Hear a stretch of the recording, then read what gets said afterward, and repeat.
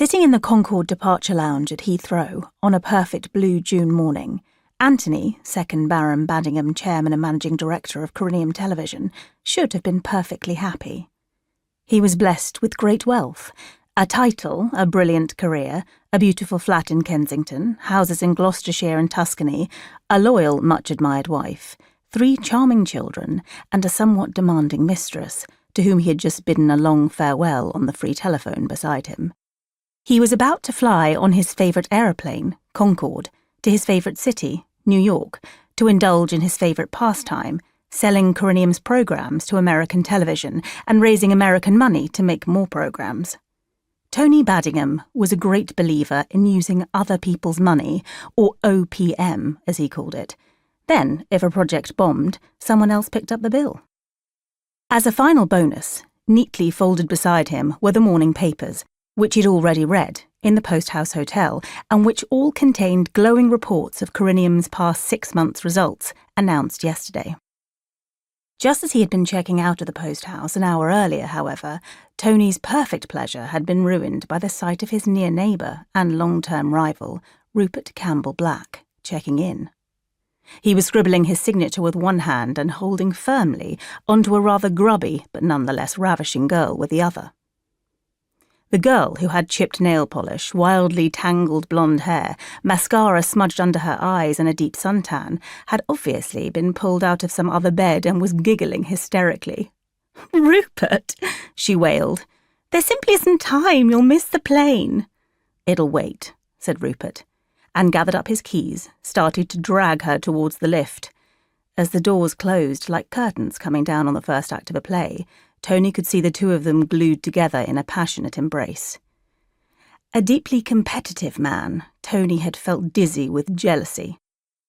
He had seldom, particularly since he had inherited the title and become chief executive of Corinium, had any difficulty attracting women.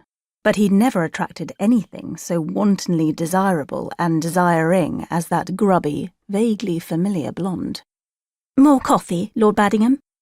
One of the beautiful attendants in the Concord lounge interrupted Tony's brooding. He shook his head, comforted by the obvious admiration in her voice. "Shouldn't we be boarding?" he asked. "We'll be a few minutes late. There was a slight engineering problem. They're just doing a last-minute check."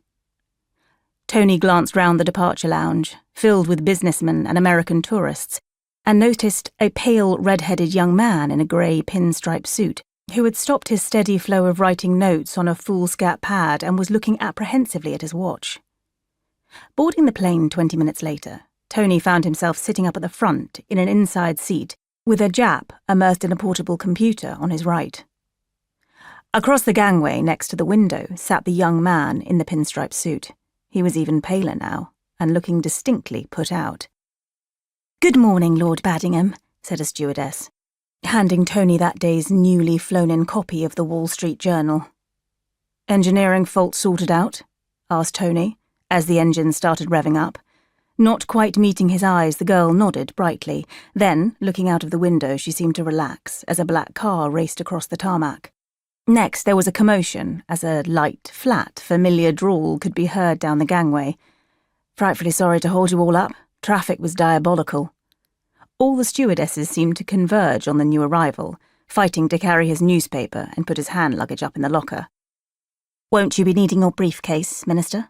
asked a male steward, shimmying down the gangway. Rupert Campbell-Black shook his head. "No thanks, sweetheart." "Have a nice ziz, then," said the male steward, going crimson with pleasure at the endearment. As the doors slammed shut, Rupert collapsed into the seat across the gangway from Tony. Wearing a crumpled cream suit, a blue striped shirt, dark glasses, and with 1/8 of an inch of stubble on his chin, he looked more like a rock star than one of Her Majesty's ministers.